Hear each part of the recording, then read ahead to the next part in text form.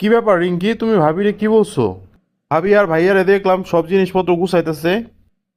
গুছাইতেছে তো তোমার কি সমস্যা? আমার কি সমস্যা মানে তুমি ওনাদেরকে কি বলছো সেটা বলো। তোমার ভাবি আমার সাথে সারা দিন ক্যাশ ক্যাশ ক্যাশ ক্যাশ করতে থাকে, এত ক্যাশ ক্যাশ তো আমি শুনতে পারবো না। আমি তোমার ভাবিরে বলছি তিনতলার মধ্যে চলে যেতে, তিনতলার রুম খালি আছে ওখানে চলে যেতে।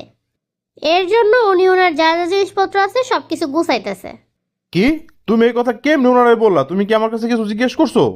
তোমার কাছ থেকে জিজ্ঞাসা করতে হইব কেন? ক্যাশ ক্যাশ বলা কি তুমি শুনো না আমি শুনি? একটু টিভি দেখতে বসে শান্তি নাই, একটু মোবাইল টিপতে বসে শান্তি নাই, সারাক্ষণ শুধু ডাকা ডাকি ডাকা ডাকি। নিজের মতো নিজের সংসারে করবো, এত ডাকাডাকি ভাল লাগে না, এত ক্যাশ ক্যাশ ভাল লাগে না, বুঝছো? নিজে তো সকালবেলা ঘর থেকে বের হও, সারাদিন অফিসেই থাকো, কিচ্ছু বুঝো না, কিচ্ছু জানো না, আর শুধু আজের আজের কথা বলো না। তুমি যে কাজটা করছো এই কাজটা মোটেও ভালো করো নাই, বুঝছো? আমি খারাপ করছি নাকি ভালো করছি এত কিছু তোমার বোঝা লাগবো না।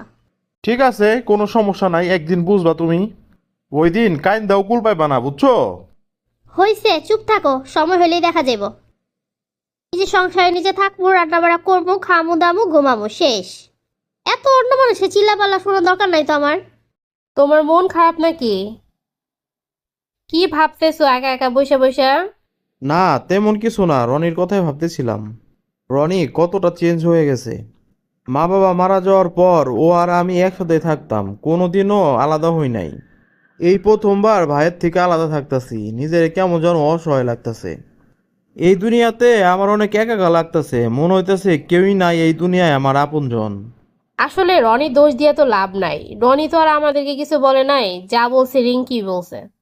তুমি তো জানোই সব কাজ একা করতে করতে আমি বিরক্ত হয়ে রিঙ্কিরে মাঝে মাঝে দু একটা কথা শুনাইতাম, এর জন্যই রিঙ্কি এরকমটা করছে। না, এক হিসাবে ঠিকই হয়েছে, ভালোই হয়েছে। রিঙ্কিরও বোঝার দরকার আছে সংসার করা এতটা সহজ না। না, আমার এখন অনেক খারাপ লাগতেছে, আমার মনে হইতেছে আমি ভুল করছি, আমার মনে হইতেছে আমার জন্যই আজকে তোমার মন খারাপ, তোমরা দুই ভাই আলাদা। না না না, এখানে তো আমি তোমার ভুলের কিছু দেখতেছি না। তুমি ডাকছো, কাজ করতেছে না, কাজ করা দেখাইছো, শিখাইছো, এইখানে তো আমি তোমার এই ভুলের কিছু দেখতেছি না। তুমি এই সব নিয়ে চিন্তা করো না, কোনো সমস্যা নাই। আমারে বুঝতে পারার জন্য ধন্যবাদ তোমারে। আমারে কি এক কাপ চা দিবা? আমার না খুব মাথা ব্যথা করতেছে। আচ্ছা ঠিক আছে, আমি এখনই বানায় নিয়ে আসতেছি। এই রিঙ্কি, এগুলা কি রান্না করছো তুমি? এগুলা কোনো নাস্তা হইলো? কেন দেখতে পাইতেছো না জ্যাম আর পাউরুটি? আমি তো বাবা দেখতেই পাইতেছি, কিন্তু আমার মনে হইতেছে তুমি দেখতে পাইতেছো না। কি হয়েছে, এগুলা খাইলে কি সমস্যা তোমার? কি হয়েছে মানে? আমি কি সকালে এইসব খাই নাকি? আমি সকালবেলা আটার রুটি আর ডাল ভাজি খাই, তুমি কি জানো না এইসব? ও, তুমি জানো না কেমনে? তুমি তো নতুন নতুন আইসাও রান্না করে। আর আগে তো ভাবি সব একা হাতে সামলাইছে। এতদিন শুধু বসে বসে ছিল, আর এখন আইসা সব উল্টাপাল্টা করতেছো। কি? তুমি এত বড় কথা আবার বলতে পারলা? মাত্র তো শুরু, সামনে আরো কি কি হয় দেখো। তুমি কি আমার থ্রেড দিতেছো? না, তোমার থ্রেট করবো কেন? তোমার থ্রেট করার কি আছে? তুমি আস্তে আস্তে সবকিছু এমনি টের পাইবা। তুমি তোমার জ্যাম পাউরুটি তুমি খাও, আমি অফিসে গেলাম। এই সব নাস্তা আমার গলা দিয়ে নামবো না। গলাতে না নামলে যাও না, তোমার ভাবির কাছে যাও না, গিয়ে খাই আসো ভাবির থেকে। দেখি তোমার ভাবি তোমার কয়দিন খাওয়ায়। তুমি যখন সংসারে ছিল না তখন ভাবি সবকিছু একাই ম্যানেজ করছে, একাই সব কাজকর্ম করছে। তখন ওই ভাবি আমাদের জন্য সবকিছু করছে, সব খাওয়াইছে।